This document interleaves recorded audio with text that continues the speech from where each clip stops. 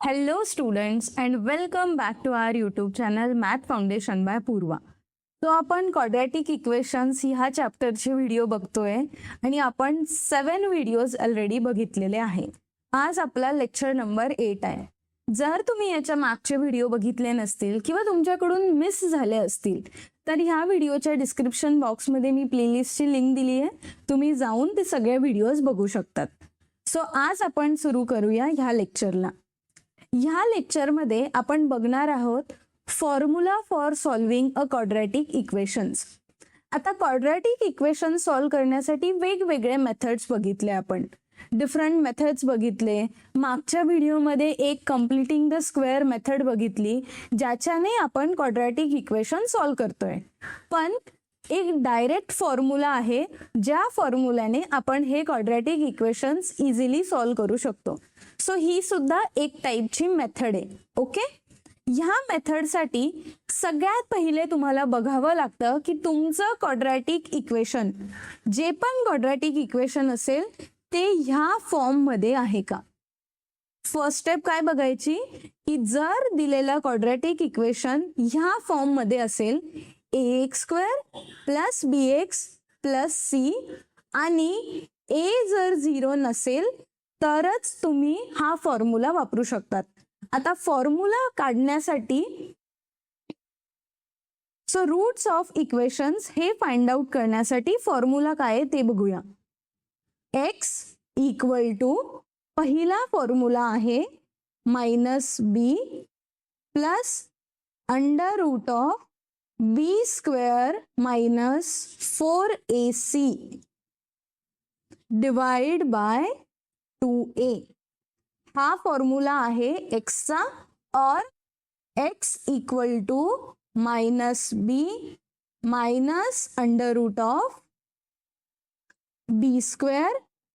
- 4ac divide by 2a. So आपण बघितलं की जेव्हा पण आपण क्वाड्रॅटिक इक्वेशन सॉल्व्ह करायचो तेव्हा एक्सच्या 2 व्हॅल्यूज आपल्याला मिळायचं, बरोबर. सो तेच 2 व्हॅल्यूज आपण हे 2 फॉर्म्युल्याने फाइंड आउट करू शकतो. आता ह्या 2 फॉर्म्युल्यामध्ये काय डिफरन्स आहे. ह्या 2 फॉर्म्युल्यामध्ये फक्त एकच डिफरन्स आहे की इथं ही पॉझिटिव्ह साईन आहे आणि इथं आहे ही निगेटिव्ह साईन. बाकीचे व्हॅल्यूज सेम जसंच्या तसं आहेत. ओके, सो तुम्ही एक काम करा, हा जेव्हा टॉपिक तुम्ही बघणार आहे किंवा हा टॉपिक आता जेव्हा तुम्ही शिकताय पहिल्या पेजवर, नोटबुकच्या पहिल्या पेजवर हे 2 फॉर्म्युले लिहून घ्या. हे फॉर्म्युले काय आहे, रूट ऑफ इक्वेशन्सचे. कोणतंही क्वाड्रॅटिक इक्वेशन दिलेलं असेल आणि त्याचे आपल्याला रूट्स फाइंड आउट करायचे असेल तर त्याच्यासाठी हे 2 फॉर्म्युले आहे.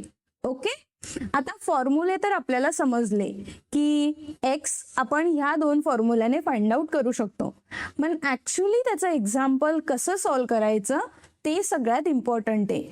सो आता आपण सगळ्यात मेन फोकस करणार की जर एक्झाम्पल दिलेलं असेल क्वाड्रॅटिक इक्वेशनचं त्याला आपण फॉर्म्युल्याने कसं सॉल्व्ह करायचं. सो क्वेश्चन मध्ये तुम्हाला दिलेलं असेल solve the quadratic equations using formula. जेव्हा पण तुम्हाला एखादं क्वाड्रॅटिक इक्वेशन फॉर्म्युल्याने सॉल्व्ह करायला सांगितलं असेल तेव्हा तुम्ही हे 2 फॉर्म्युले वापरणार. पण तुम्ही फॉर्म्युला डायरेक्ट नाही वापरू शकत. तुम्हाला आता स्टेप वाईज सॉल्व्ह करावं लागेल. आपण एक एक करून आता स्टेप बघू. सगळ्यात पहिली स्टेप काय असते, जे इक्वेशन आपल्याला दिलेलं आहे ते स्टँडर्ड फॉर्म मध्ये पाहिजे. आणि स्टँडर्ड फॉर्म कुठला आहे, ax² + bx + c = 0. इक्वेशन आपण याच्या फॉर्म मध्ये टाकणार m² - 14m + 13 = 0. आता याला आपण ह्या फॉर्म मध्ये लिहू. ax² पाहिजे पण a ची व्हॅल्यू काही नाहीये म्हणून आपण लिहिणार 1m² + bx पाहिजे म्हणून इथं आलं प्लस आणि हा तर निगेटिव्ह साईन आहे म्हणून -14 ला ब्रॅकेटमध्ये लिहिलं आणि m + c + 13 आपल्याकडे आहे = 0. ठीक आहे. सो सगळ्यात पहिली स्टेप आपण काय केली, क्वाड्रॅटिक इक्वेशनला स्टँडर्ड फॉर्म मध्ये आणलं आता स्टँडर्ड फॉर्म मध्ये आणणं का गरजेचं होतं, कारण याच्यावरून आपण ए, बी आणि सी हे 3 व्हॅल्यू फाइंड आउट करू शकतो. सो आपल्याला ए ची व्हॅल्यू, बी ची व्हॅल्यू आणि सी ची व्हॅल्यू काढायची आहे. ए ची व्हॅल्यू येणार ही फर्स्ट व्हॅल्यू, बी ची व्हॅल्यू येणार ही सेकंड व्हॅल्यू जो आहे -14 आणि सी ची व्हॅल्यू आहे हा थर्ड कोइफिशियंट जो आहे 13. आता आपल्याकडे ए, बी आणि सी हे 3 व्हॅल्यू आहे. ह्या 3 व्हॅल्यू आपण डायरेक्टली आता फॉर्म्युल्यामध्ये टाकायचं. तर फॉर्म्युला काय आहे रूट्स ऑफ इक्वेशन्सचा, x equal to -b plus b² - 4ac divide by 2a और x equal to -b minus under root of b² - 4ac divide by 2a. तो हा फॉर्म्युला मी परत रिपीट का करते, कारण जेव्हा तुम्ही हे आता सोल्युशन बघताय आणि माझा आवाज ऐकताय तेव्हा तुम्हाला फॉर्म्युला हळूहळू तुमच्या लक्षात राहायला सुरुवात होईल. म्हणजे तुम्हाला असं बसून त्याला पाठ करावा लागणार नाही. ओके, आता बघा फॉर्म्युल्यामध्ये हा जो अंडर रूटचा टर्म आहे हा दोघीकडे सेम आहे. सो आपण हा सोल्युशन सोपं करण्यासाठी काय करू, सगळ्यात आधी हा जो अंडर रूटचा टर्म आहे याला सॉल्व करू. तो इथं मी सॉल्व करणार under root of b² - 4ac. सगळ्यात आधी आपण याला सॉल्व करू. ठीक आहे, सो b² म्हणजे काय येणार -14 चा स्क्वेअर -4 मल्टीप्लाइड बाय a ची व्हॅल्यू आहे 1 आणि c ची व्हॅल्यू आहे 13. सो हे पूर्ण इक्वेशन अंडर रूट मध्ये आलं. आता -14 चा स्क्वेअर काय होतं, कोणाला माहिती आहे का -14 चा स्क्वेअर काय आहे, 196 -4 मल्टीप्लाइड बाय 1 केलं तर येणार 4 आणि हा आला multiplied by 13. So equal to under root of 196 minus 4 multiplied by 13 होतं 52 आणि ह्या दोघांचं मायनस जर केलं तर 144 आन्सर आलं. आता 144 चा स्क्वेअर रूट म्हणजे 144 कोणत्या नंबरचा स्क्वेअर आहे, करेक्ट 12 नंबरचा स्क्वेअर आहे. सो याचा आन्सर मिळणार आपल्याला 12, कारण 12 चा स्क्वेअर 144 होतं आणि 144 चा स्क्वेअर रूट येणार मग 12. सो आपल्याकडे under root of b² - 4ac याची व्हॅल्यू मिळाली 12. आता ही व्हॅल्यू आपण ह्या दोन रूट्स मध्ये टाकणार. सो आता इथं आलं x इक्वल टू -b ची व्हॅल्यू आहे -14 प्लस हा पूर्ण स्क्वेअर रूटचा जो टर्म होता त्याचं आपल्याला व्हॅल्यू मिळाली आहे 12 डिवाइड बाय 2 मल्टीप्लाइड बाय 1. तो इथं आला x इक्वल टू मायनस आणि मायनस झाला पॉझिटिव्ह प्लस 12 डिवाइड बाय 2. तो x इक्वल टू 14 प्लस 12 जर केलं तर येतं 26 divide by 2 which is equal to 13. So जसं इथून x काढलं तसं इथून पण आपण x काढणार same. x equal to negative of -14 minus 12 divide by 2 multiplied by 1. So x equal to काय आलं, निगेटिव्ह आणि निगेटिव्ह झालं positive minus 12 divide by 2. So x equal to 14 minus 12 जर केलं तर येतं 2 divide by 2 which is equal to 1.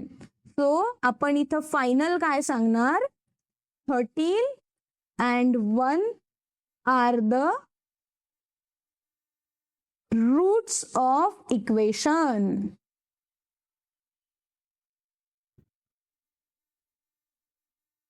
Okay, so आपल्याला जे दोन व्हॅल्यू मिळाले x इक्वल टू 13 आणि x इक्वल टू 1 हे आहेत roots of equation. Simple problem आहे राईट. फक्त आपल्याला हा जो फॉर्म्युला आहे तो लक्षात ठेवायचं इम्पॉर्टंट आहे. तर आपल्याला इथं फक्त 2 गोष्टी आपण केल्या. पहिली गोष्ट केली की जे क्वाड्रॅटिक इक्वेशन दिलेलं आहे त्याला स्टँडर्ड फॉर्म मध्ये आणायचंय. ओके. आणि दुसरी गोष्ट केली की त्याच्यावरून आपण ए, बी आणि सी ह्या 3 व्हॅल्यू काढल्या. ह्या 2 गोष्टी जर आपल्याकडे असेल तर आपल्याला या फॉर्म्युल्यामध्ये फक्त ए, बी आणि सी ची व्हॅल्यू टाकायची असते आणि आपले रूट्स ऑफ इक्वेशन आपल्याला मिळतील. आय होप तुम्हाला हा प्रॉब्लेम मी कसा सॉल्व्ह केला ते समजलं असेल. आता तुमच्यासाठी एक छोटासा होमवर्क आहे. जसं मी एक क्वेश्चन सॉल्व्ह केला आणि त्या क्वेश्चन्सचे रूट फाइंड आउट केले, तसंच तुमच्यासाठी सुद्धा मी एक क्वेश्चन स्क्रीनवर दिलाय. तो हे इक्वेशन आहे x² plus x minus 20 equal to 0. तो तुम्हाला सेम मेथडने, आता मी जशी मेथड केली त्या मेथडने हा प्रॉब्लेम सॉल्व्ह करायचा आहे. मी सगळ्यांना रिक्वेस्ट करते की प्लीज जे होमवर्क मध्ये असतात ते सॉल्व्ह करायचं, कारण तुमची जितकी प्रॅक्टिस होईल आता तेवढं तुम्हाला चांगले मार्क्स मिळतील. सो बेटर आहे की जे होमवर्क मध्ये देते ते सगळे सॉल्व्ह करायचं ट्राय करा. आणि सगळ्यात इम्पॉर्टंट म्हणजे ज्याचे आन्सर आहे ना ते तुम्ही कमेंट सेक्शन मध्ये लिहित जा. म्हणजे तुम्हाला एक गोष्ट कळेल की किती पोरं कमेंट सेक्शन मध्ये आन्सर करताय, म्हणजे किती पोरं आपल्यासोबत अभ्यास करताय. सो याच्याने काय होईल, तुम्हाला मोटिवेशन मिळेल की अरे हा पण अभ्यास करतोय मग मला पण करायला पाहिजे. अरे किती लोक इथं कमेंट सेक्शन मध्ये उत्तर देत आहे, सो मला पण द्यायला पाहिजे. ह्या गोष्टीने तुमचा अभ्यास पण होईल, तुमचं मोटिवेशन पण राहील आणि मग शेवटी तुम्हाला छान मार्क्स मिळतील, जे आपलं गोल आहे. सो म्हणून क्वेश्चन सॉल्व्ह करा, याचा आन्सर प्रत्येकाने कमेंटमध्ये लिहा. आय होप तुम्हाला आजचा हा पूर्ण लेक्चर आवडला असेल. जर तुम्हाला थोडंही आवडलं असेल तर व्हिडिओजला लाईक करा, चॅनलला सबस्क्राईब करा आणि तुमच्या फ्रेंड सोबत सुद्धा हे व्हिडिओ शेअर करा. थँक्यू सो मच आणि आपण भेटूया नेक्स्ट लेक्चरमध्ये.